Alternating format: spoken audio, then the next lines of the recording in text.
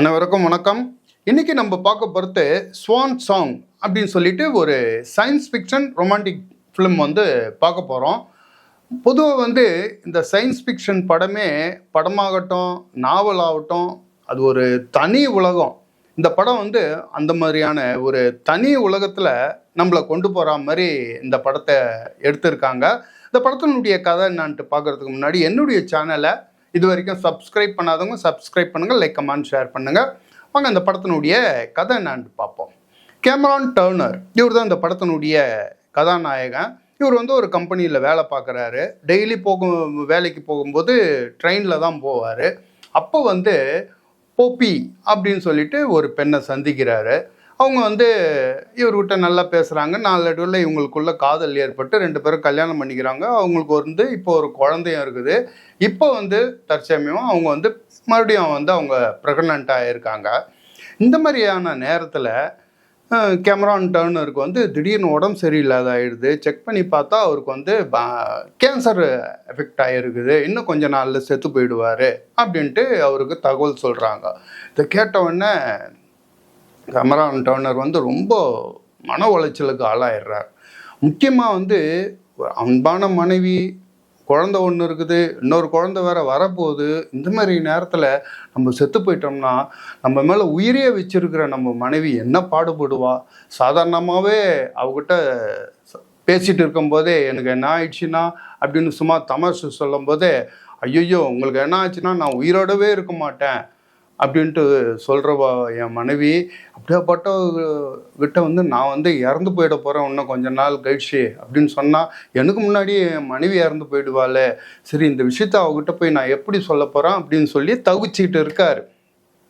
இந்த நேரத்தில் doctor Scott அப்படின்றவங்க இவர் கேமரான் டர்னரை செக் பண்ணி பார்த்துட்டு, உனக்கு உன் குடும்பத்து மேலே இவ்வளோ ஆசை இருக்குது இல்லை, சரி இவ்வளோ குடும்பத்து மேலே ஆசை வச்சுருக்கிறேன்னா நீ இறந்து போகிறது நிஜம், அது உண்மை, அது ஒன்றையும் மாற்று கருத்தே கிடையாது.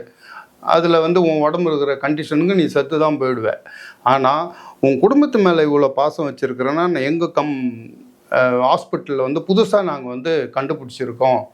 அதுக்கு நீ ஒத்து வச்சுன்னா நான் உனக்கு உன்னுடைய மன உளைச்சல்லேருந்து உன்னை மீட்டு உன் குடும்பத்தை நீ எந்த அளவுக்கு நேசிக்கிறியோ அதே மாதிரி உன்ன மாதிரியே ஒரு குளோனிங்கை, அதாவது ஜெராக்ஸ் மாதிரி இவரை மாதிரியே இன்னொரு ஆளை, ஆனால் அவர் உடம்பு எந்த வித ஹெல்த் கண்டிஷனும் அவருக்கு எந்த ப்ராப்ளமும் இல்லாமல் ஒரு புது கேமரான் டர்னரை உருவாக்கிடுவோம்.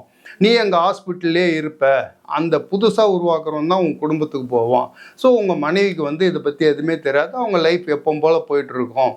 நீ எங்கள் ஹாஸ்பிட்டலே இருந்துட்டு நீ நாளடைவில் அந்த கேன்சரில் நீங்கள் இறந்து போயிட்டீங்கன்னா நாங்கள் இங்கேயே ஒன்றை வச்சு இது பண்ணிவிடுவோம். இதுக்கு நீ ஒத்து உழைச்சிட்டுன்னா உனக்கு இந்த ட்ரீட்மெண்ட்டை நாங்கள் ஆரம்பிக்கிறோன்னொன்னே இவருக்கு கேமரான் டர்னருக்கு உண்மையும் புரியல. இல்லை நான் இதை என் ஒய்ஃபுக்கிட்ட நான் சொல்லிட்டு வந்துடுறேன்னு. உன் ஒய்ஃபுக்கிட்டலாம் சொல்லக்கூடாது, சொன்னீங்கன்னா இது பெரிய பிரச்சனை ஆகிடும். உன் ஒய்ஃபுக்கு சொல்லாமல் நீங்கள் இங்கே எனக்கு ட்ரீட்மெண்ட் எடுத்துக்கோ, அதேமாதிரி உன்ன மாதிரியே ஒரு குளோனிங்கை உன் வீட்டுக்கு அமுச்சு வச்சுருவோம். அதுவும் ஒய்ஃபுக்கு நீ தானே அங்கே வரப்போகிற, உன்ன மாதிரியே தானே இருக்கப்போ, அவங்களுக்கு தெரியாது, அவங்க வாழ்க்கை அப்படியே போயிடும். நீ இங்கேயே இறந்து போயிடு, உனக்கு கேன்சர் ரொம்ப முத்திடுச்சுன்னா இங்கேயே இறந்து போயிடு அப்படின்னு ட்ரீட்மெண்ட்டை கேட்குறாங்க. இவரும் ஒத்துக்கிறாரு. ஒத்துக்கிட்டு புதுசாக அவரை மாதிரியே ஒரு குளோனிங்கில் ஒருத்தனை உருவாக்குறாங்க இவரை மாதிரியே. ஆமாம், அங்கே வீட்டுக்கு போகிறான்.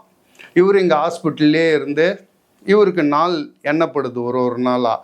அதுக்கப்புறம் இந்த 2 பேரும் ஒரிஜினல் மனுஷனும் அவரை மாதிரியே குளோனிங்காக வந்த அவனுக்கும் ஏற்படக்கூடிய பிரச்சனைகள் தான் இந்த படத்தினுடைய கதை. பொதுவாக இந்த சயின்ஸ் ஃபிக்ஷன் கதையாகட்டும் நாவலாகட்டும் அது தனி உலகம். இந்த எதிர்காலத்தில் என்ன நடக்கும் நடத்தி இன்றைக்கி கற்பனை பண்ணுறது. உதாரணத்துக்கு நம்ம இன்றைக்கி இருக்கிற சூழ்நிலையை ஒரு 100 வருஷத்துக்கு முன்னே நம்ம கற்பனை பண்ணி பார்த்துருப்போமா? உதாரணத்துக்கு இங்கேருந்து நம்ம லண்டன் போனாலும் அமெரிக்காவுக்கு போனாலும் மாதக்கணக்கில் போவாங்களாம் கப்பலில். ஆனால் இன்றைக்கி மணிக்கணக்கில் போய் ரீச் ஆகிடுறோம். இங்கேருந்து நம்ம லண்டன்லேயோ அமெரிக்காலேயோ மற்ற நாடுகள்லேயோ இருக்கிற பேசுகிறோன்னா இங்கேருந்தே உட்காந்த இடத்துலையே நம்ம பேச முடியுது. அதுக்கு முன்னே ட்ரங்க் கால் பண்ணி வெயிட் பண்ணிகிட்டு இருக்கணும் எப்போ அவங்க லைன் கிடைக்கும் அப்படின்ட்டு. இப்போ உட்காந்த இடத்துலையே நம்ம வீடியோ காலிலே பேசுகிறோம். அமெரிக்காவில் பேசுகிறோமா லண்டனில் பேசுகிறோமா, அந்த அளவுக்கு விஞ்ஞானம் வந்து பயங்கர முன்னேற்றம் ஆயிடுச்சு. அப்படியாப்பட்ட முன்னேற்றத்தில் இன்னும் எதிர்காலத்தில் என்னென்னலாம் நடக்கும் அப்படின்றத தான் இந்த படத்தில் வந்து சொல்லியிருக்காங்க. இதெல்லாம் பார்க்கும்போது நமக்கு இதெல்லாம் நடக்குமா, இதெல்லாம் வந்து சாத்தியமா அப்படின்றத விட இதெல்லாம் நடக்கும், இதெல்லாம் சாத்தியம்தான் அப்படின்றத வந்து இந்த படத்தில் வந்து இவங்க எடுத்திருக்கிற விதம் தான் இந்த படத்தை வந்து நம்மளுக்கு பார்க்குறதுக்கே ஒரு பிரமிப்பு ஊட்டுது. கேமரான் டர்னர் அப்படின்ற கேரக்டரில் வந்து மகர்ஷா அலி அப்படின்றவர் நடிச்சிருக்காரு. அவருடைய மனைவி போப்பி அந்த கேரக்டரில் வந்து நவோமி ஹாரிஸ் நடிச்சிருக்காங்க. இந்த மகர்ஷால அலி வந்து அந்த 2 கேரக்டரும் டபுள் ஆக்ஷனை வந்து காட்டணும். ஒன்று ஒரிஜினல் மனிதன், இன்னொன்று வந்து குளோனிங்கில் வருது. இந்த ஒரிஜினல் மனிதன் குடும்பத்து மேலே அவ்வளோ பாசமும் பற்றும் இல்லவன். நம்மள மாதிரியே ஒருத்தன் வந்து நம்ம வீட்டுக்கு போகிறதா, நம்ம செத்து போயிடுதா அப்படின்னுட்டு அவனால் ஏற்றுக்கவே முடியல. அதே நேரத்தில் நம்ம செத்து தான் போயிடுவோம், அது மனைவிக்கு தெரியக்கூடாது, தெரிஞ்சால் அவள் எனக்கு முன்னே செத்து போயிடுவாளா அப்படின்ற இந்த மன உளைச்சல் அவர் தவிக்கிற அந்த தவிப்பு இந்த 2 கேரக்டருக்கும் உள்ள வித்தியாசத்தை முகத்திலே காட்டியிருக்கார். நல்லா அற்புதமான ஆக்டிங் பண்ணியிருக்காரு. அவருடைய மனைவியாக நடிச்சிருக்கிற நவோமி ஹாரிஸும் வந்து சூப்பராக பண்ணியிருக்காங்க. 3வதாக முக்கியமாக சொல்ல வேண்டியது, இந்த லேபில் வந்து இந்த குளோனிங்கை எடுக்கிற அந்த டாக்டராக நடிச்சிருக்கிற டாக்டர் ஸ்காட் என்ற கேரக்டரில் வந்து கிளான் க்ளோஸ் நடிச்சிருக்காங்க. கிளான் க்ளோஸினுடைய த ஒய்ஃப்னு ஒரு படம் இருக்குது பாருங்கள், பிரமாதமாக ஆக்டிங் பண்ணியிருப்பாங்க. அற்புதமான நடிகை அவங்க. அந்த டாக்டர் கேரக்டரில் இந்த படத்தில் டாக்டர் ஒரு வெள்ளை கலரில் ஒரு கோட்டு போட்டுன்னு வந்து நின்று டைலாக் பேசுறது தான் அவ்வளோ அட்டகாசமாக அவங்களுடைய கேரக்டருக்கு பார்த்த உடனே டாக்டரா அப்படின்ற மாதிரி அவங்களுடைய கேரக்டரு, அவங்களுடைய முகபாவனை எல்லாம் பிரமாதமாக பண்ணியிருக்காங்க. அதுக்கு அடுத்தது இந்த படத்தில் முக்கியமாக சொல்ல வேண்டியது வந்து இந்த படத்தினுடைய லொக்கேஷனும் செட்டிங்கும். ஒரு ஃப்யூச்சரில் நடக்கிற ஒரு விஷயத்தை வந்து அந்த ஃப்யூச்சரில் வந்து இந்த லேப்லாம் எப்படி இருக்கும், எப்படி ட்ரீட்மெண்ட் எடுப்பாங்க, இந்த குளோனிங் பண்ணுற ட்ரீட்மெண்ட் எப்படி பண்ணுவாங்க அப்படின்றதெல்லாம் ஒரு சிம்பிளான செட்டிங் தான். ஆனால் அதை வந்து நம்புகிற மாதிரி ஒரு அற்புதமான இதில் எடுத்திருக்காங்க இந்த படத்தில். இந்த படம் வந்து ஆப்பிள் டிவியில் இருக்குது. உங்களுக்கு வந்து உண்மையிலேயே இந்த சயின்ஸ் ஃபிக்ஷன் படங்கள்னால் உங்களுக்கு உயிராக பார்ப்பீங்களா, ரொம்ப பிடிக்குமா அப்படின்னா நீங்கள் மிஸ் பண்ணாத பார்க்க வேண்டிய one of the best movie இது.